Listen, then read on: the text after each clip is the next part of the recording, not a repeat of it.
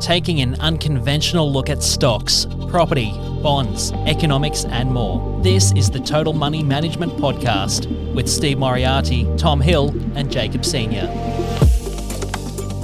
All right, welcome back to another episode of Total Money Management. Ahoy! How are we going? We're good. I've had 2 coffees. I'm a good loving life. What ahoy? Ahoy what? Chips ahoy! All right. Righto, take it away, Tommy. So what we're going to be talking about today is just recapping February 19 to 23, what's happened in the world. And before we kind of crack into it, I think for anyone who's listening into the week that was, episodes that we've been doing lately, it's really important that you go back and listen to episode 12 just to kind of understand the context of why we're sharing the information that we're sharing, right?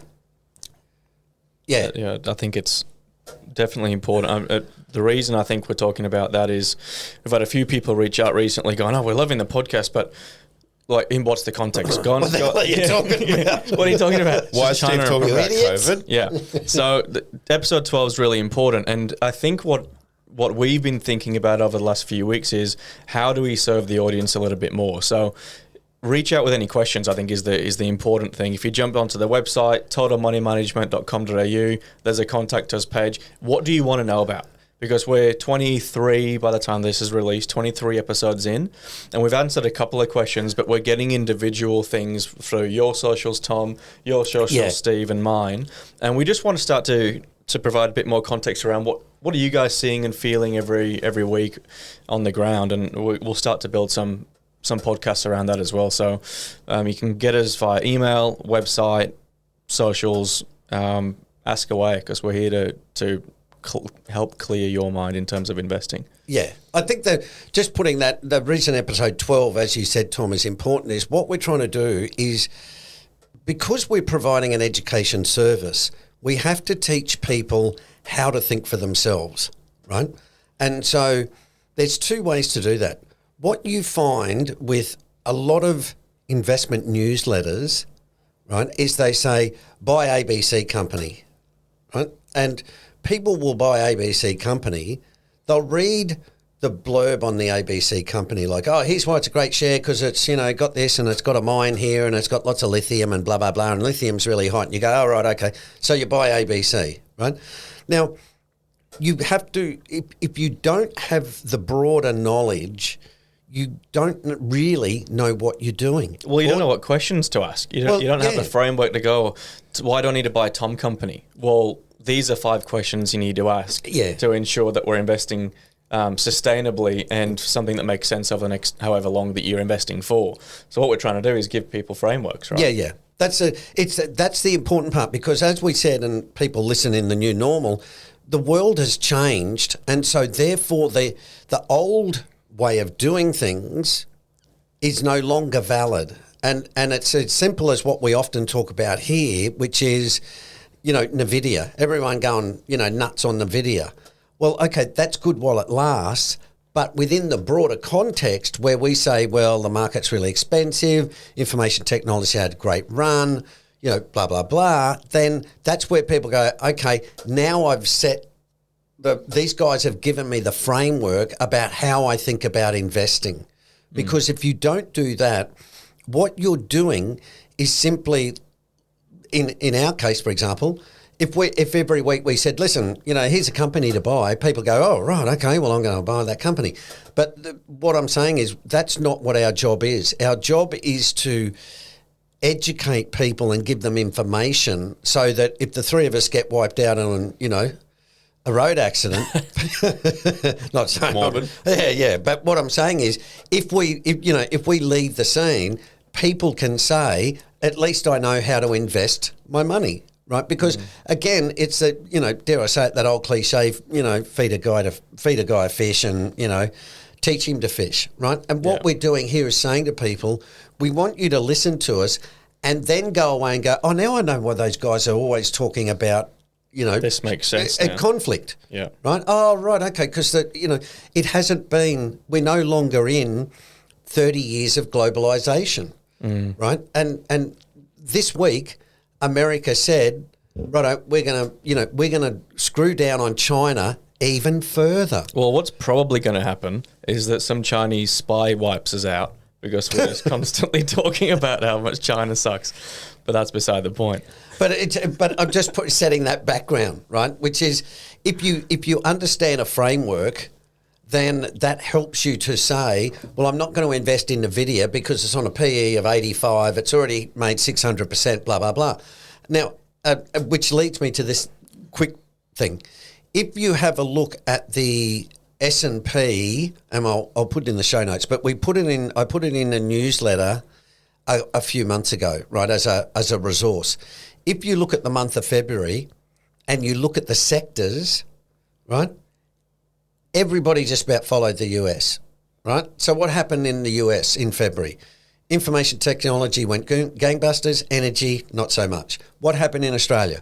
Information technology went gangbusters, energy not so much, right? So that's why I say, if you understand those points... That's why we bang on about the US all the time. That's why and it's also why we say, listen, that's why you should think about energy. Oh, what for? Because you need to know the principle of mean reversion. Well, as you know, when the market's really expensive and we go, right, so the last 20, 30 years, we've all enjoyed a nice little bull market where you could invest in almost anything. Yes. There's obviously exceptions, isn't there, Jacob? Some specky miners.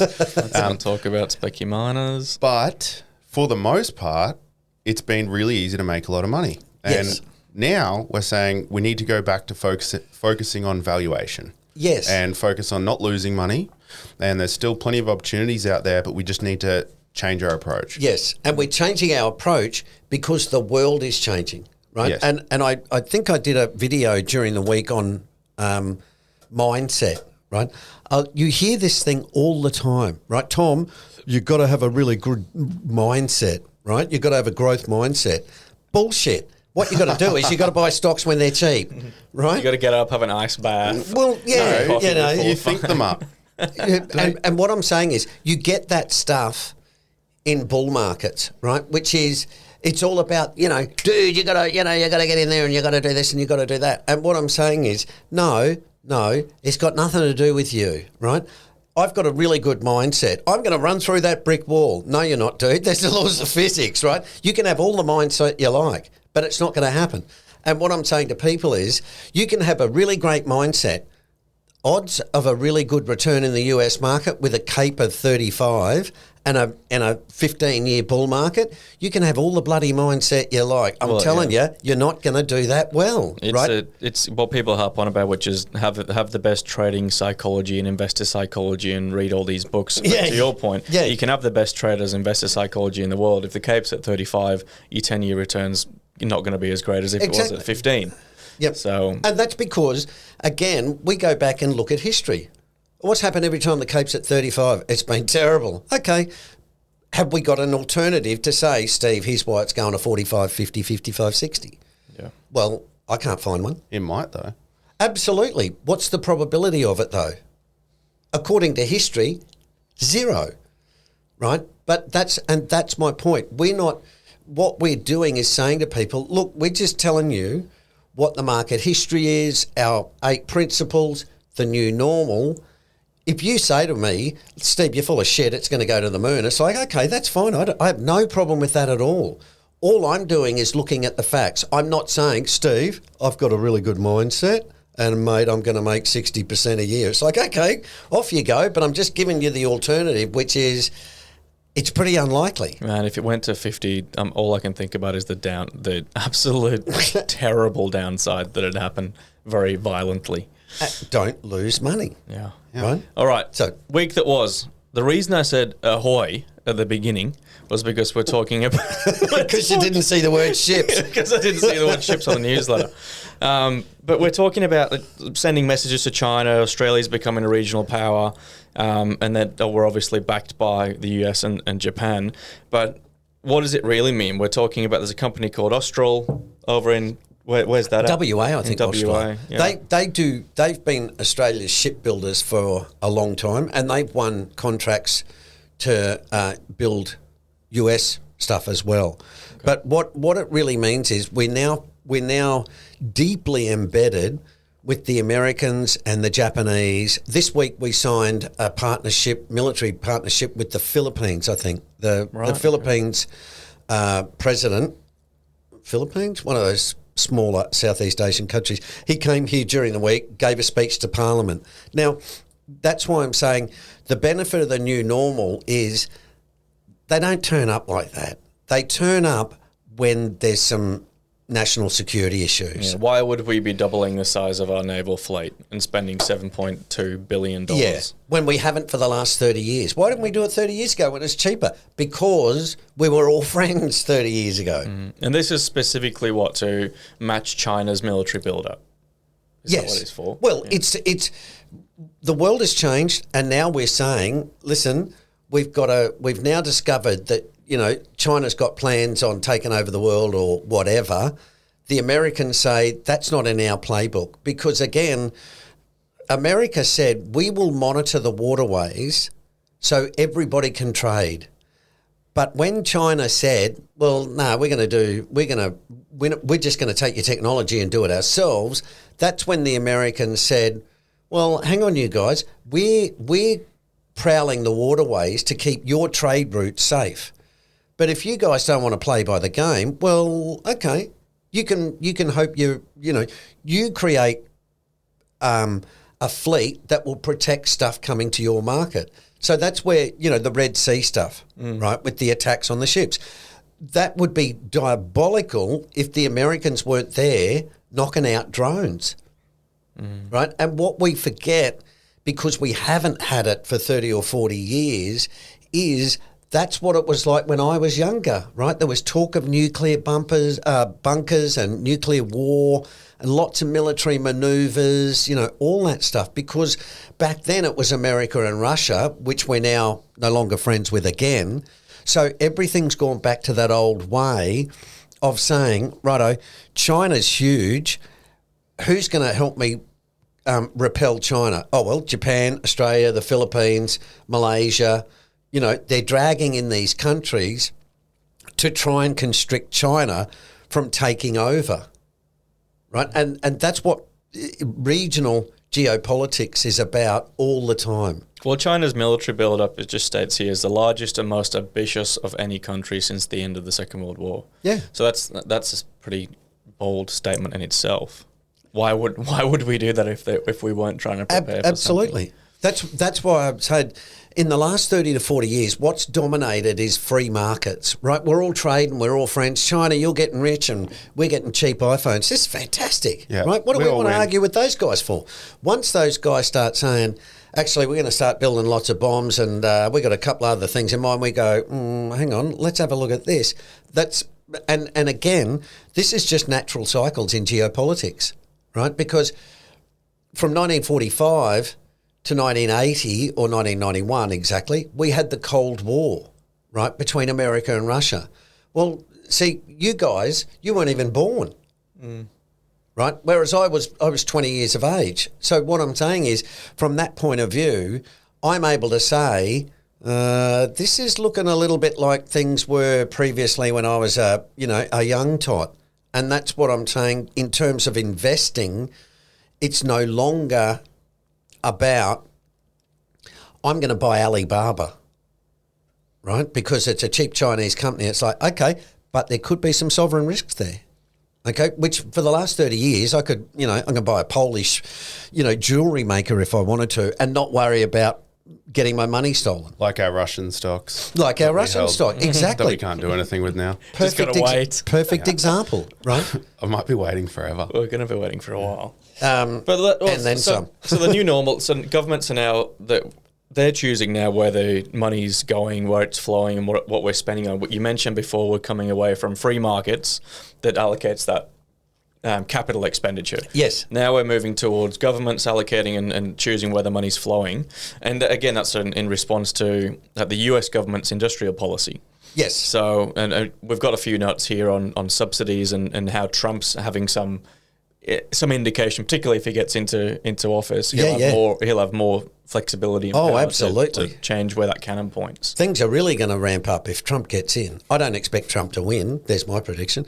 But the point being, absolutely. You can see China is now saying, this week, Biden is, the Chinese have said, we're going to screw you even harder on the company data, right, for companies in China. So what American companies are saying is, hang on, we're going to have to hand over all of our security secret data to be accessed by the Chinese Communist Party. The Americans said this week, we're going to get rid of the port cranes. You know the cranes that move all the containers? Yes. Right. 80% of them are provided by Chinese. Now, what's in those cranes? All the information. What's in that container, where it's going, how much it weighs, what's the dollar value, what's the insurance value, everything. So you look at that as an American and the Chinese go, oh, look at that. The Americans are moving military weapons over to, this side of the world, blah, blah, blah. Oh, that's interesting. What? We need a strategy. So that's why I'm saying the knowledge, electric vehicles. These electric cars can be turned off remotely, right? So China sells you an EV.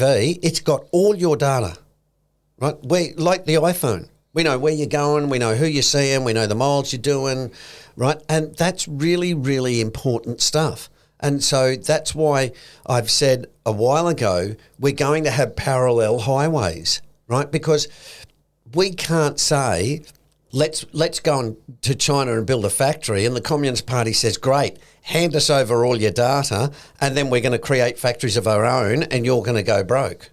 So what you've seen now is iPhone sales have absolutely dropped in China. Why? Because the Chinese government said, don't bring iPhones to work, right? And that's where you say, oh, well, hang on, that means Apple may not be worth $300 a share. It might be worth $220. And if they get booted out of XYZ and blah, blah, blah, well, actually, so that, Tom, answers your earlier question, right? You look at the new world and go, well, okay, Apple's not worth 200. I need to reconfigure that it's going to sell 10 million iPhones, not 22 million. Right? Yeah. That's the central point, because for the last 30 years, what you've done is said, Apple's going to go to China and they're going to make a mozza, right? Because it's really cheap. And then they put their tax haven in Ireland, so they're not paying any tax. So you look at it and go, well, where's all the money goes? It goes back to the shareholders. Yeah. Well, I mean, the other interesting thing, last thing on China, which was also covered off in the newsletter for any of the subscribers, but I found this really interesting. Aside from the geopolitics thing, which is obviously huge, a lot of other companies now are moving away from China. Yep. Because it's cheaper to manufacture in other countries. Yes. Yeah, where's the cheapest thing now, like Taiwan? Well, a lot of them look to be moving to Thailand, Malaysia, Vietnam. Yeah. So, see, Vietnam is what you find with all those little Southeast Asian countries or the emerging markets is the race is on now between China and America to secure them, right? So Vietnam goes... Yeah, the friendshoring type thing. Exactly. Oh, well, I wonder what the Chinese have got to offer us. And then the Americans come in and say, listen, we want to put a military base there. Oh, okay, well, gee, we'd like to have the ability to service the troops locally if you're going to spend $500 million. Right, okay. So again, it creates an industry. Well, right? they're caught in the middle of it, right? They're going, we want to be friends with everyone. Yeah. Well, and that's what I'm saying. It's like, dude, that's not the way, we're not doing that anymore. So when the two big bulls go at each other, everybody's got to stand back and go, okay, how do I play this to my advantage? Right? And that's why I say Australia has always sided with the US, but we're trading with, using the term loosely, we're trading with the enemy. Right? We're selling iron ore and all this stuff to China, and they get the iron ore and go, thanks, we're going to make some weapons and aim them at the Yanks. Yeah, we have an economic interest. I actually, after the last podcast that we did, I think episode 21 or 22, can't remember now, I listened to it and thought, I'm going to do my own research here, because I was actually trying to call bullshit on some of your stuff you were saying, Steve. But go at it. Yeah. So I was like, okay, you mentioned that Japan and or China were bringing assets back onshore. So it's in terms of car sales and things like that. Yes. And I was like, so I Googled, I was like, what was the highest selling car in Japan? And the first thing that came up was it was Volkswagen. Yep. And now it's Toyota Yaris. Yes. So the last 20, 30 years, it's been Volkswagen. And now in Japan? In Japan, yeah. And now I'll counter check that. And now it's Toyota. The interesting thing about China was it was also Volkswagen, and now it's BYD. That will be. I'd check that, mate. I can tell you're wrong on VW. That's Google. But the point I'm getting at is the government's going, no. It's cheaper now to buy our stuff. Absolutely. So rather than buying the German stuff, you can buy our stuff. Japan's moved from whatever it was. It doesn't have to be VW. It could be something else. Yep. But now the important point is that it's now Toyota. Yes. And in China it's BYD. And I thought, oh shit, I can't call him out on that now. Yeah. But that's what you see. That's what I mean. What the Chinese have said is, I tell you what, we don't want to buy VWs anymore. So the Germans go, well, hang on a second. And as I think I mentioned last week or the week before, what you've seen now is the Chinese are flooding European markets with electric vehicles. So of course, what are the Europeans saying? Hang on, we'll have to have a look at this, right? Why? Because they've got a whole 100-year history with car manufacturers, right? And we know manufacturing is really good for working class employment. But this is the point that Australia was at, and the US in the 1980s, when we said, we're not going to make our own washing machines. Okay, fair enough. But now we've got 500 unemployed guys down in Geelong. What are we going to do with them?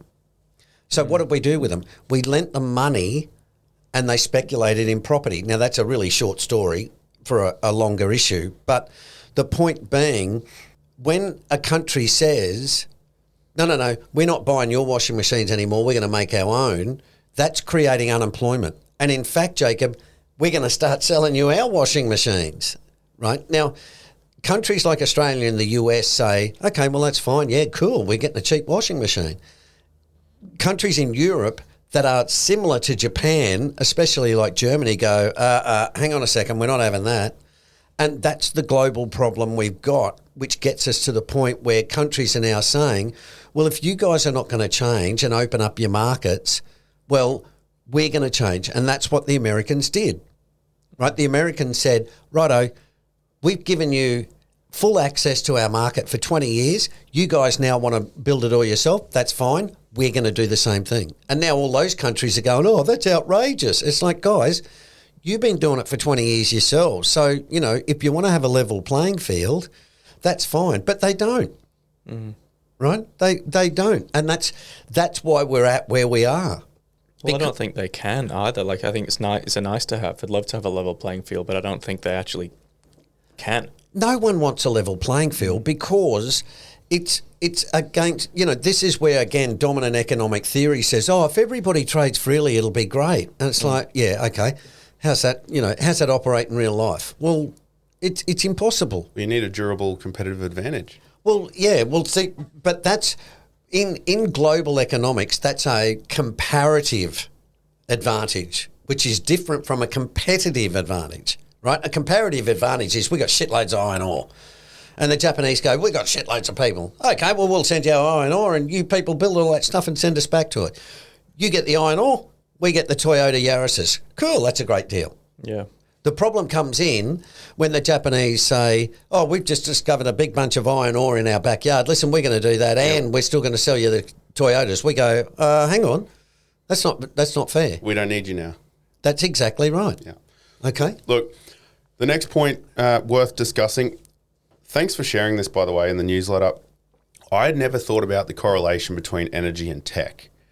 All right. Right. Yeah. All those, when you sent through all those charts, the correlation's unbelievable. I mean, another reason you've been harping on about energy for ages now. People listening probably hear about it every week, just about. But obviously, tech's had a really big run. Energy's had a really shocking run.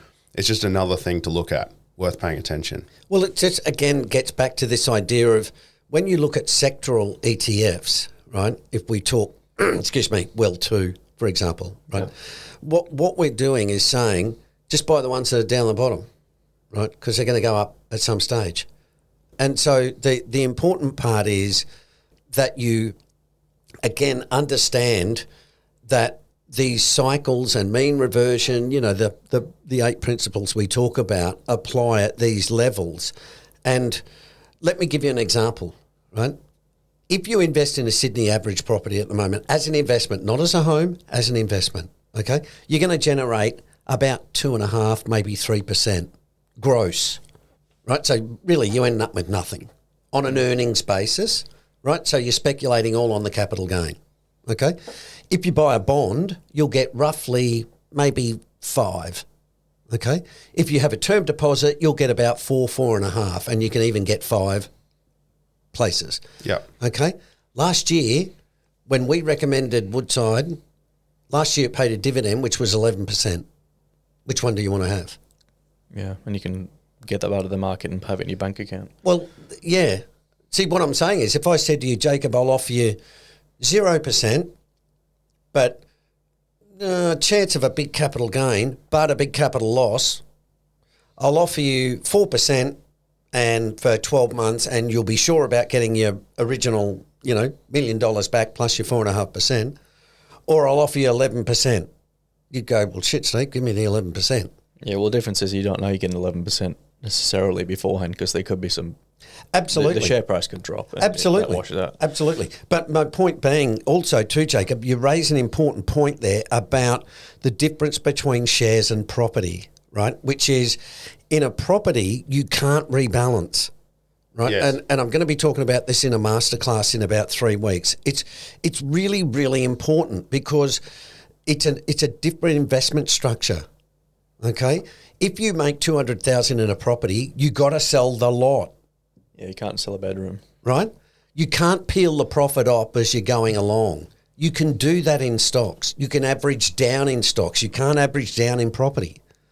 Right? And I'm not bagging property. I'm just simply saying the investment criteria and the dynamics are different. Totally different. Yeah. And people need to understand that. There was something online that I was looking at that this guy was actually asking for advice. He's just made $900,000 profit off his property. I think he bought in 1980 or 1990 and is selling now. I did the numbers, and he's made $900,000 over, let's just say, 30 or 40 years, and it spat out before inflation at like 4% over, and everyone's going, mate, that's incredible, $900,000 over, and I'm like, this is over 40 years, 40 odd years, and you've made, I don't know, 40 grand a year, whatever you would work the numbers out before inflation. Yeah. You're not doing very well. You haven't done very well. And this is the fundamental point, that it looks amazing when you're talking about it in the here and now. But a couple of questions are, how much have you paid in interest? When did you buy in? It's the valuation. And how long have you actually held that property for? And what are the costs? And exactly. And I'm thinking, Jesus, it looks good now. You can go and buy even better property. But it hasn't made him rich and famous.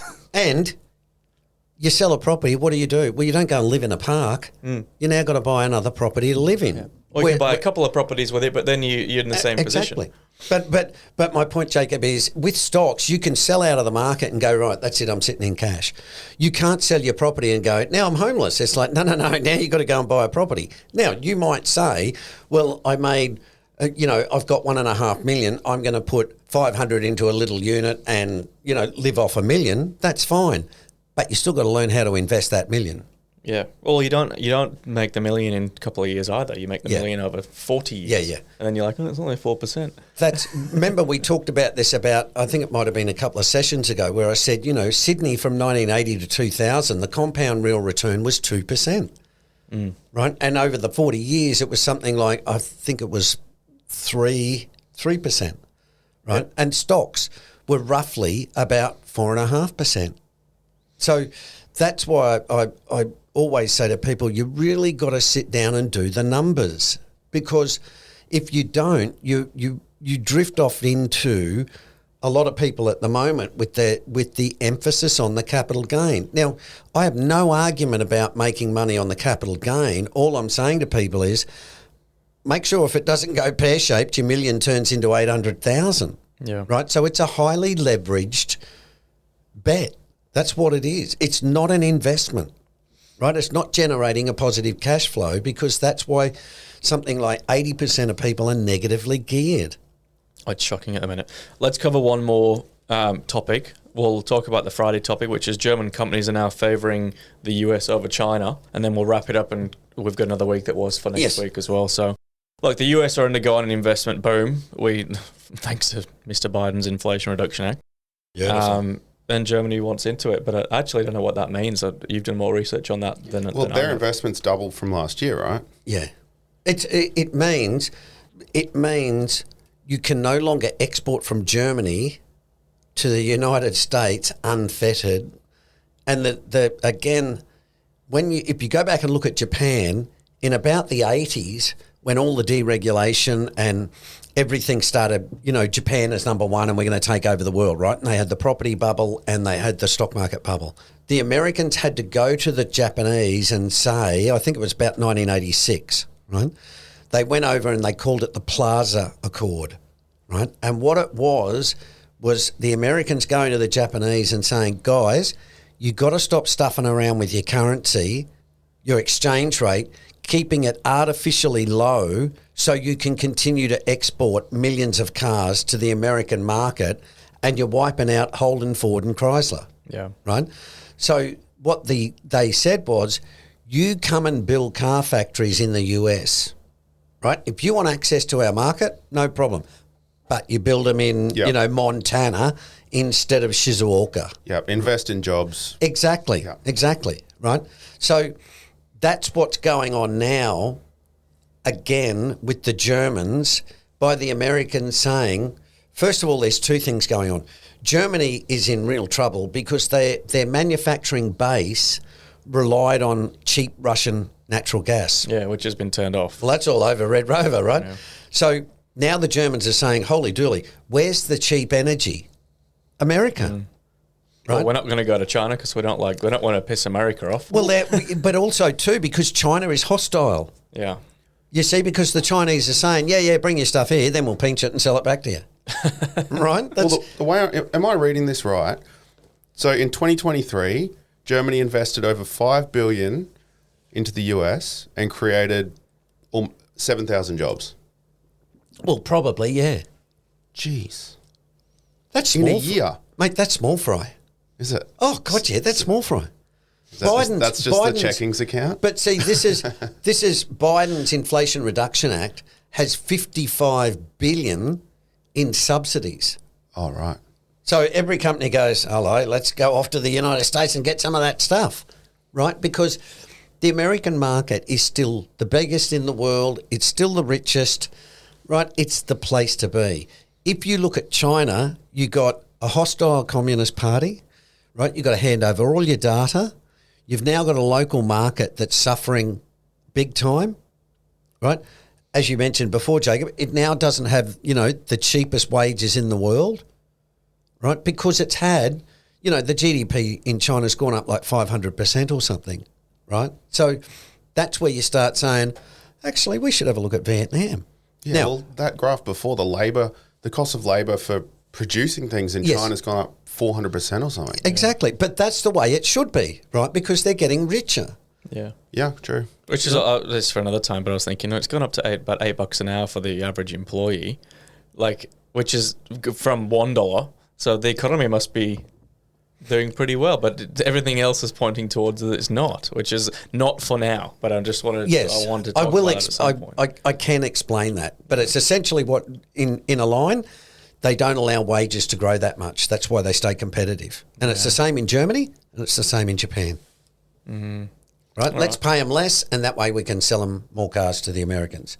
Yeah, okay. All right, well, I'm going to wrap it up there and we'll talk about it next week. Indeed. As always, guys, head to the website, and to our point earlier, if you want to know about anything specifically, any of the principles that we talk about, or you just want to ask a question, reach out and we will let you know. Cheers. Please. And any topics you want us to cover that we haven't yet, please just send us an email, support@totalmoneymanagement.com.au.